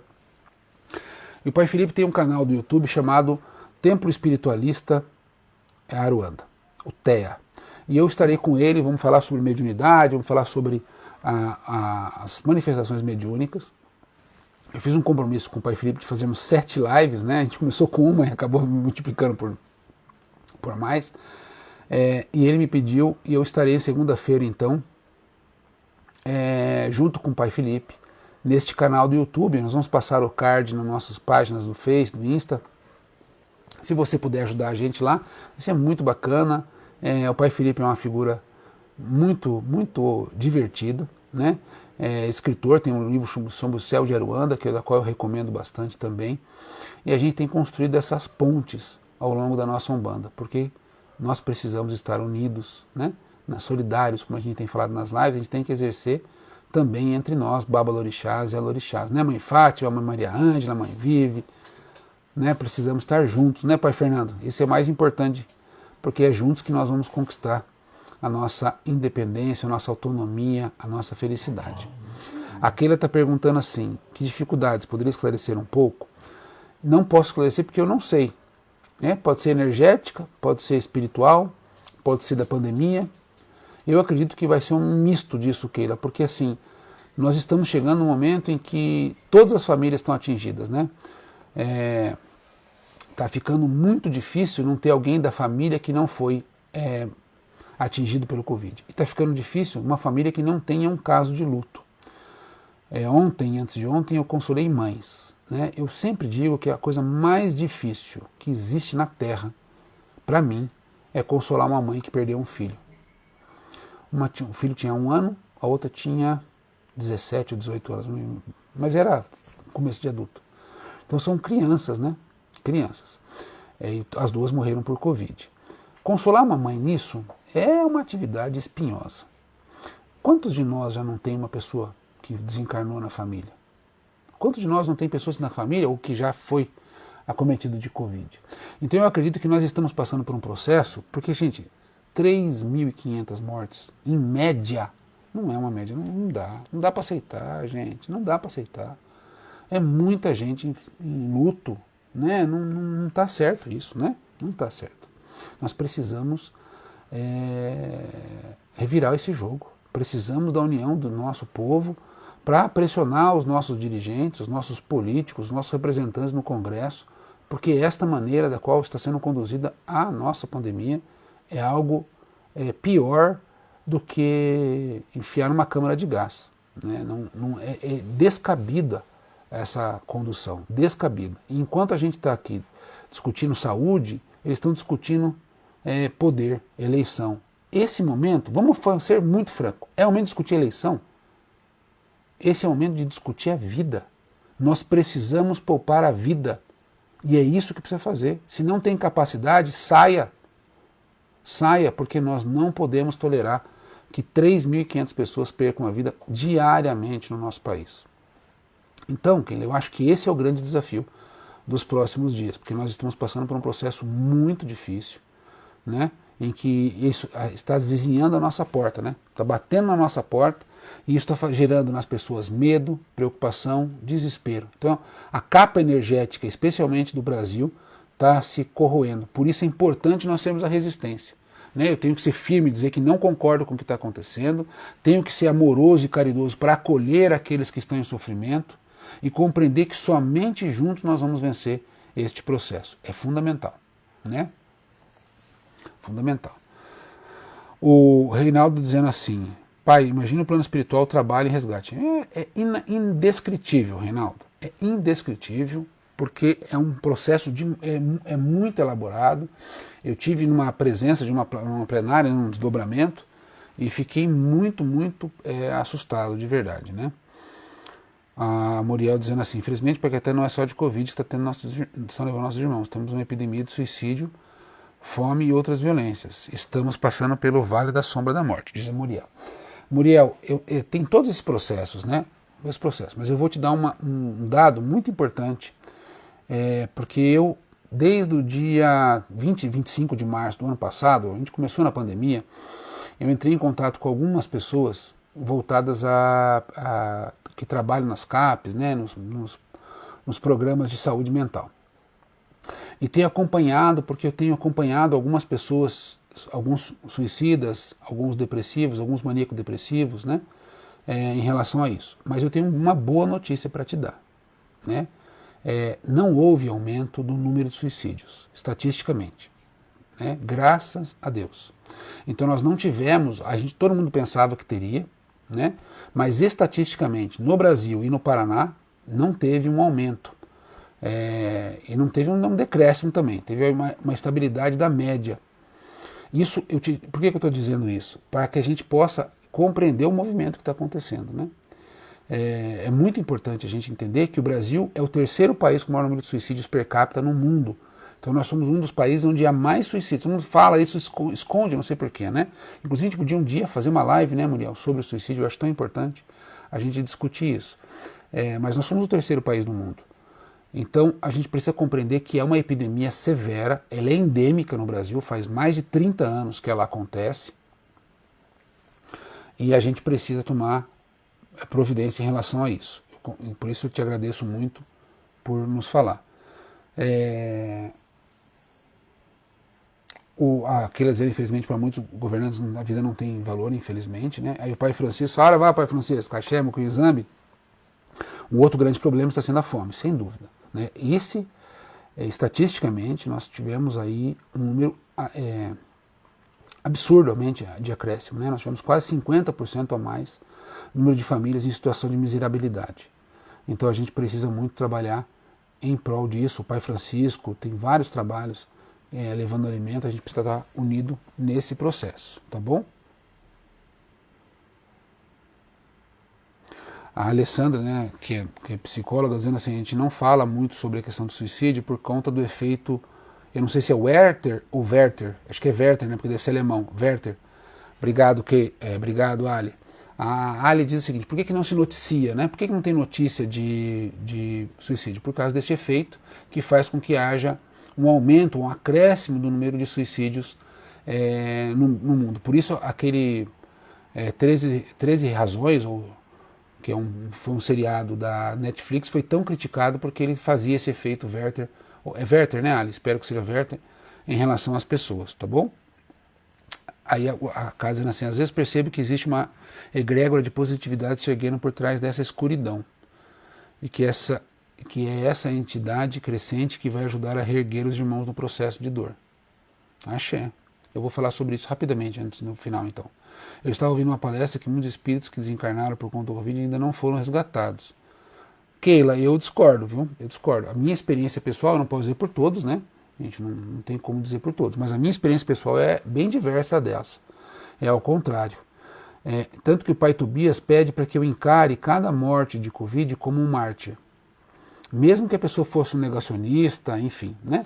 Entender ela como um mártir. Ou seja, eu tenho falado isso para as famílias. A gente tem que encarar aqueles que nos antecederam, que desencarnaram neste momento de muita profunda dor, da qual nós nos solidarizamos com carinho e amor, dizer que a gente tem como honrar eles, né? Que é defender a vida. Então eles nos mostram que esse problema é sério, que a gente precisa estar unido nisso. Então quando a gente transforma estas mortes em um processo de martírio, ou seja, nós vamos pegar a redenção através deles. Por isso a minha experiência, e todos os que eu vi, foram muitos, muitos mesmo, no Brasil inteiro e fora do Brasil, o que eu percebi foi um acolhimento muito rápido de um grupo de entidades que foi desenvolvido só para este processo de desencarne coletivo. Então, mas eu não posso te responder por todos, obviamente, mas eu te digo que, como o pai Tobias pede, né, o pai Francisco dizendo que eu estou sem áudio. É isso mesmo, gente? Está todo mundo com áudio, sem áudio? Como é que tá?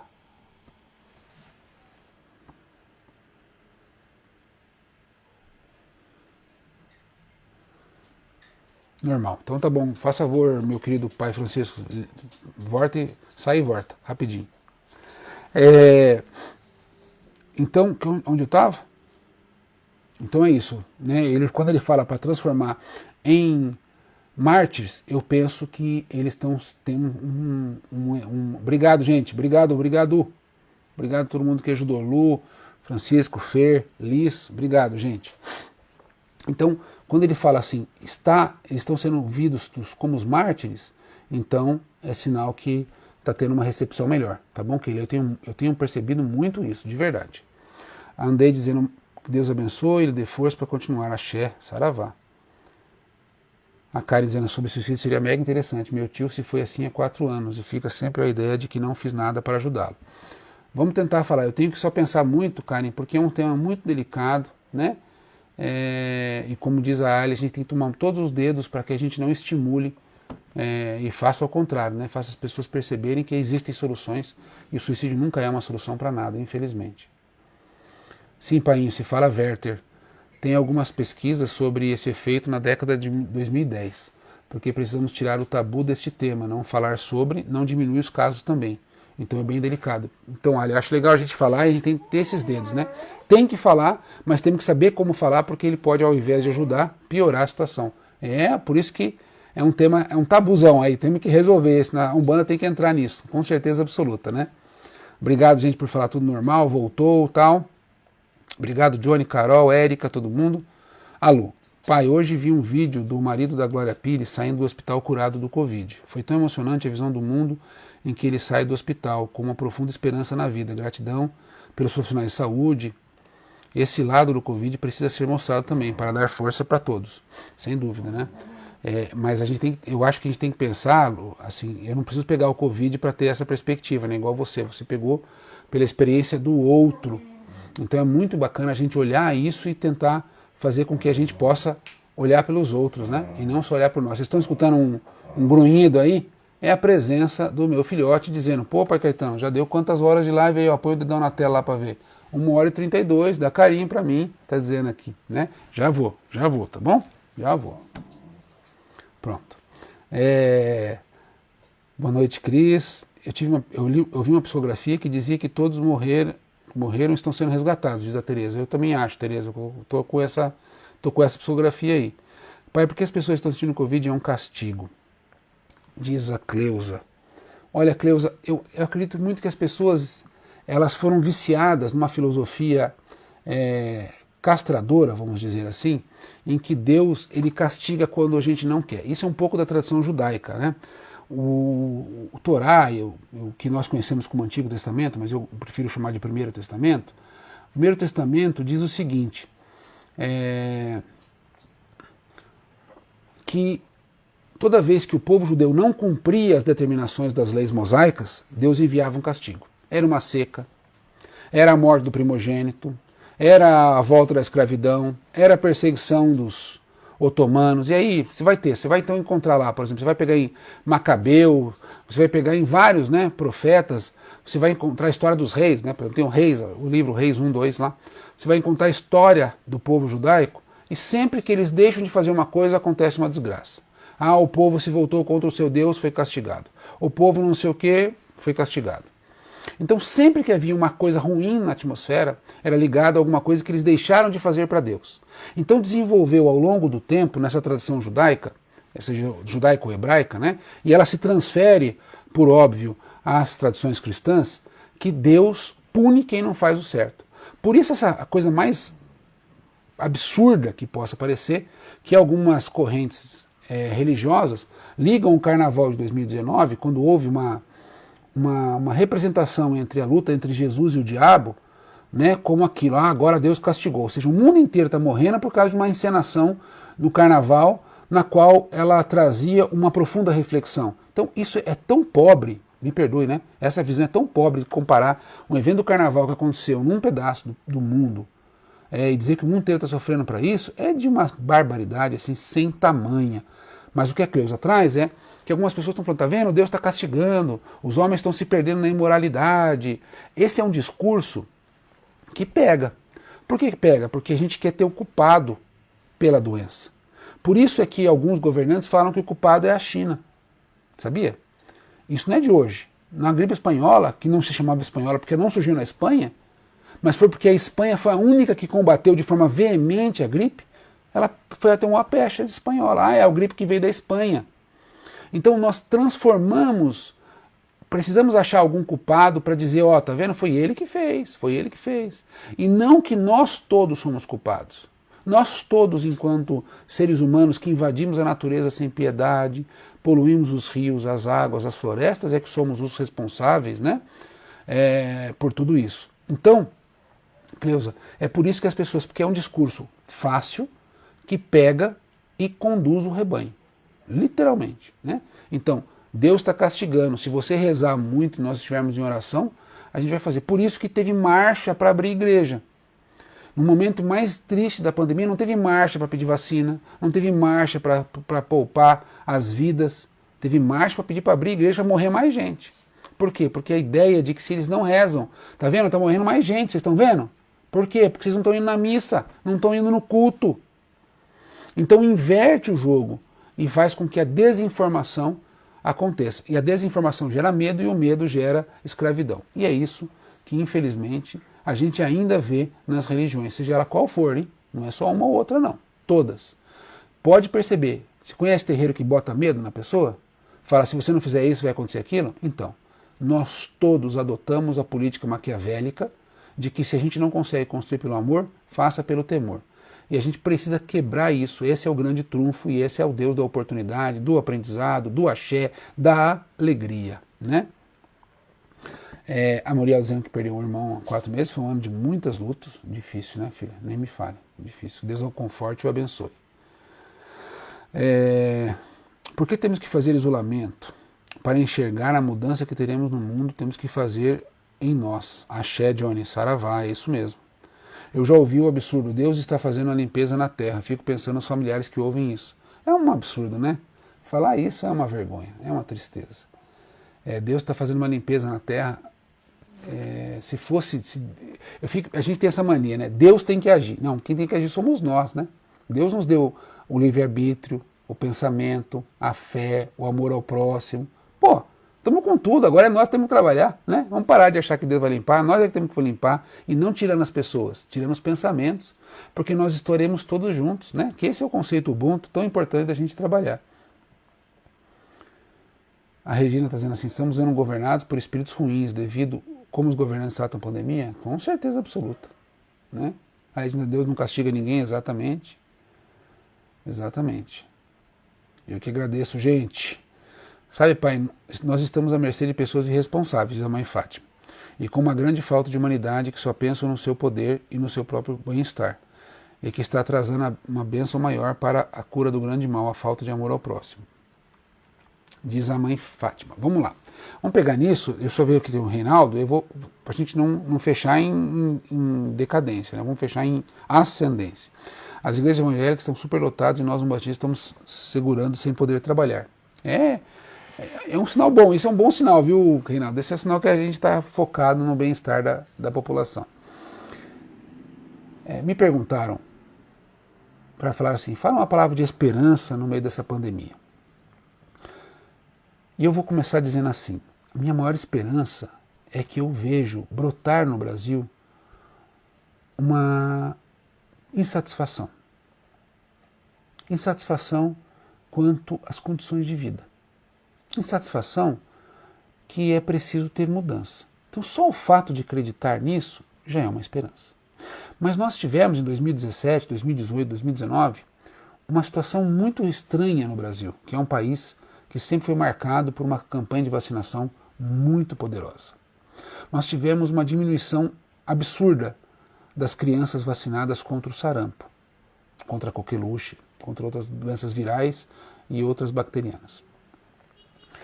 E nessas quedas, o sarampo ressurgiu no Brasil, que tinha muitos anos que não tinham casos. As pessoas começaram a desacreditar na vacina. A vacina que poupou tanta gente, você me poupou de morrer. Você sabia que você poderia ter morrido de varíola? E você só não morreu porque teve a vacina? 300 milhões de pessoas morreram pela varíola. Mas a varíola foi vencida pela vacina. Né?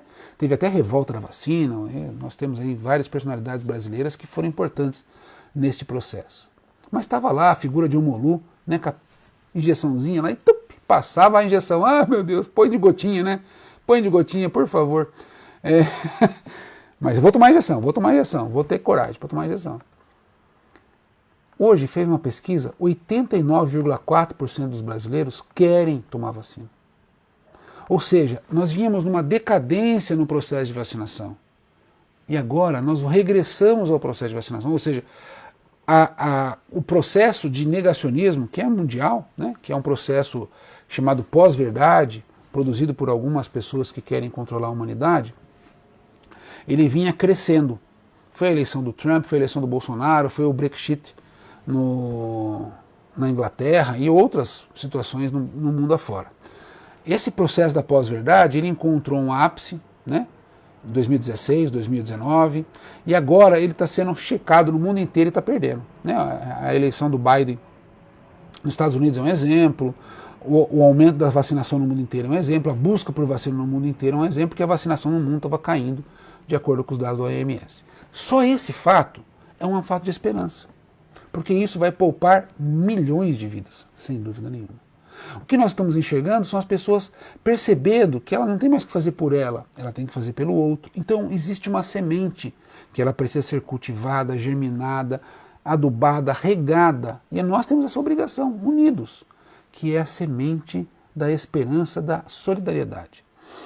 E esse aprendizado, a pandemia está fazendo com que a gente desperte. Eu tenho visto muitas pessoas que estavam absolutamente negacionistas da fé, buscando a fé de novo. Pessoas que estavam absolutamente voltadas só para a sua ganância pessoal, né, viviam só para a questão do dinheiro, hoje percebem que o dinheiro não compra a sua felicidade, não traz o seu bem-estar. E aí a gente está começando a, talvez, criar um cenário, que não vai acontecer daqui a pouco tempo, gente, mas que nós não podemos esmorecer para que ele possa ser produzido. Então, hoje eu enxergo que esses mártires, esses nossos irmãos e irmãs, que Deus possa sempre abençoá-los, acolhê-los, protegê-los e ampará-los, e suas famílias também, que desencarnaram nesse processo coletivo e que vão desencarnar ainda, né, possam nos ensinar ao amor e à solidariedade, porque somente juntos e unidos podemos mudar este caminho, que é o caminho da dor. Né?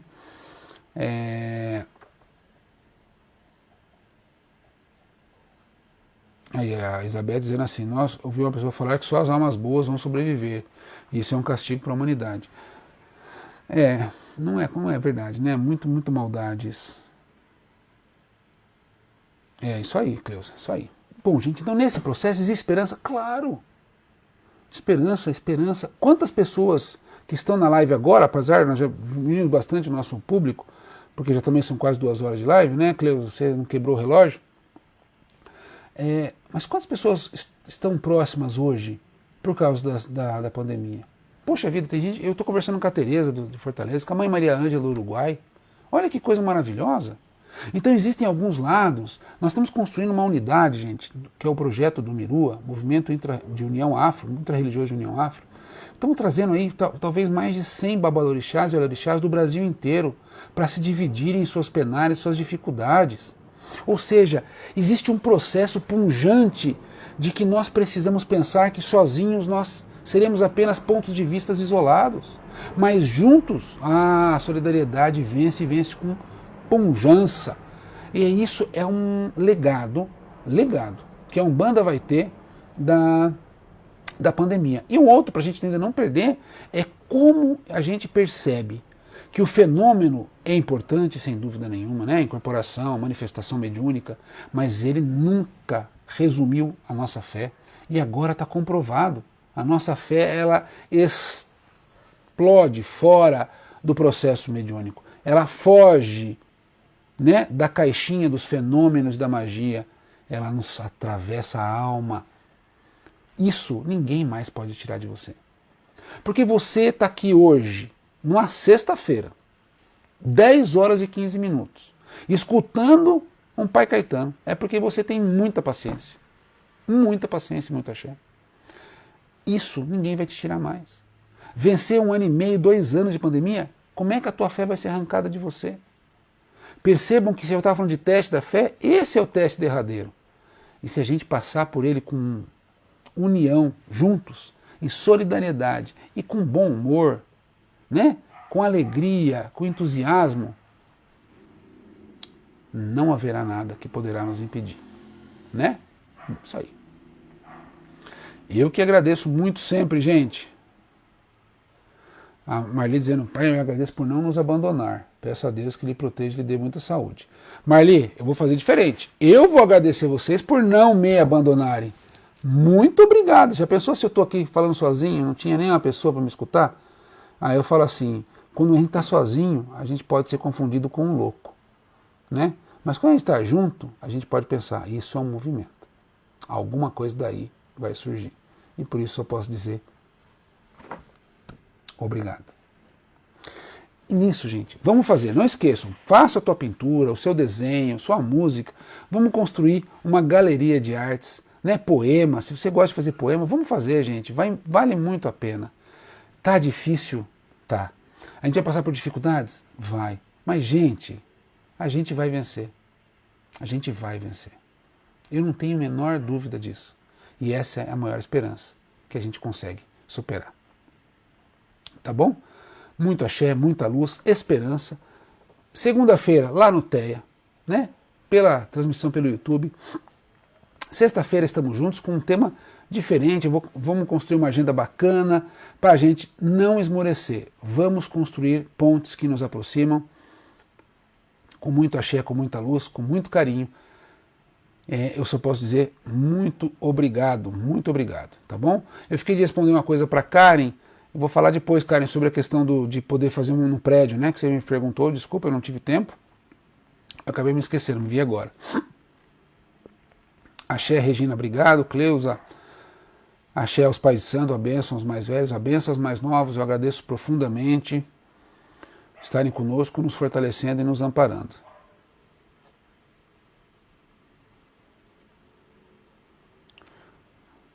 A Fernanda está dizendo que já está cuidando da livraria do Tulap, né, para adquirir os livros. Se Deus quiser, a gente vai dar tudo certo.